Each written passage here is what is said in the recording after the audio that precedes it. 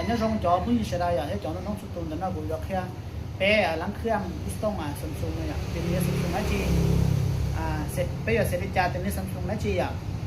CPU นะจีแท้อยู่ล้างเครื่องล้างมีใจตรงนี้ครับเราก็อยู่ที่สายไส้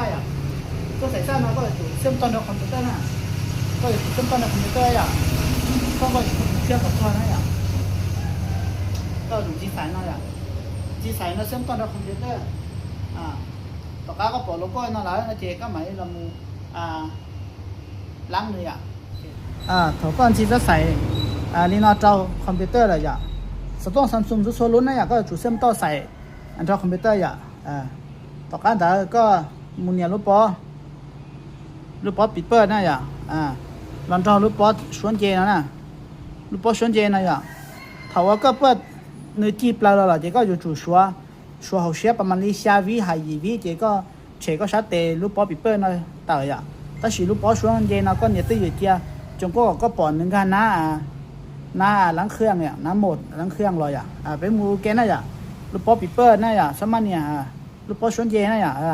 ก็จุดชัวที่ที่ออเป้ก็มันเนี่ยออเป้เนี่ยเกี่ยเลยน้อยจงก่อนเนี่ยเปิดเกี่ยวนะตอนนี้เปิดเกี่ยวก็มาออเป้เปล่าจีเจ้าชายีเดี๋ยวก็เฉดรูปปอปิดเปิดเนาะเดี๋ยวก็บังคับนิดนึงเนาะนี่ถ้าก็ปอนเนาะเดี๋ยวก็มาดิเฉดรูปปอชวนเจแล้วยิ่งเตาเนาะต่อการก็เฉดนิดหน่อยแล้วนี่แต่ต้องลุ้นหน่อยนิดหน่อยวิธีก็อย่าเซตเตียนนี่สุดต้องไอ้ซัมซุงไอ้ลิจาเจก็เราจนเดี๋ยวคนนั้นนะกูปอสุ่มก่อนจง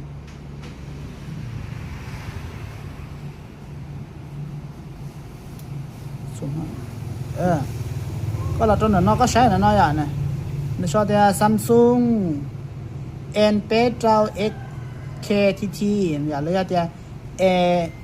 M เปเจ้า X มาก็มาตัวนั้นจะมูเซนแต่คอมพิวเตอร์ก็สามารถเปิดได้ในย่อซัมซุงอาชีพยังเป็นมูเซนโอเคมันเป็นมูเซนเนี่ย N เปเจ้า X เนี่ยคุณหาเลยกูไปเลยต่อเดี๋ยวซัมซุงก็ถึงที่นี่ต่อเนี่ยดึกต่อกันหน่อยเนี่ยอะไรกันต่อเดี๋ยวซัมซุง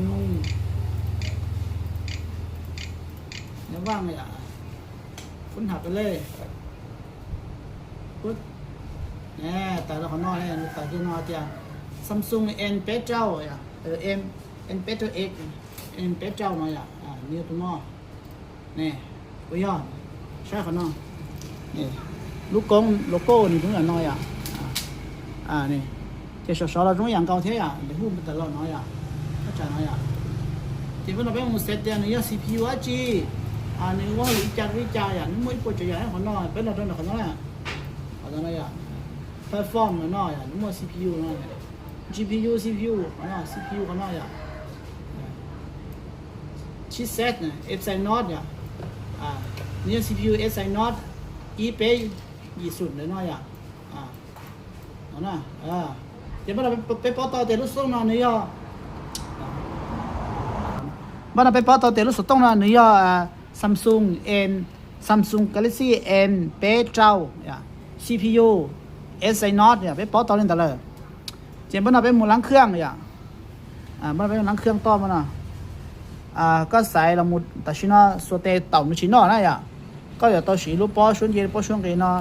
นึกว่าลุงเย็นลุงกันอย่าต่อสีลูกปอปิดเปิดนะโอลูกปอเนี่ยตกลงโอเคนะอีกทีเดียวก็สีลูกปอชวนกันนะอันเนี้ยนะใช่ไหมนะเนี่ยกันนะก็เราจนเดี๋ยวขอเนาะมันนั่งโต๊ะนะบ้านเนี่ยปอชวนเจียนึงเจก็เราจนเดี๋ยวขอเนาะขอเราช่วยให้เตี้ยบอกเชิงส่วนบ่อยลงwith data factory reset น้อยเราจอกันเนาะนะเจ็บว่าเราก็อย่าต้องเนี่ยรูปปออีเปิลเนาะอย่ารูปปอตัวลงเนี่ยทำด้วยชื่อเนาะเราเจก็เราจอขอกันเนาะ reset ข้อมูลเป็นค่าเริ่มต้นก็chỉ do nhớเลยก็nhớเลยเจchỉ lắngเนี่ยรูปปอช่วงกี่ป่ะเนาะ นี่เจนี่จะเราต้องก้าหอเนาะเดี๋ยวรีเซ็ตข้อมูลเป็นค่าเริ่มต้นเดี๋ยวว่าเราก็เนี่ยรูปป๊อปปี้เปิลเนาะด้วยเพื่อตกลงโอเคอย่างเนี้ยเปิดเดี๋ยวก็ปลดเนี่ยล้างเนาะเนี่ยแต่ละเนาะเจนว่าเราก็จะก้าหมู่เขาเนาะรีบูต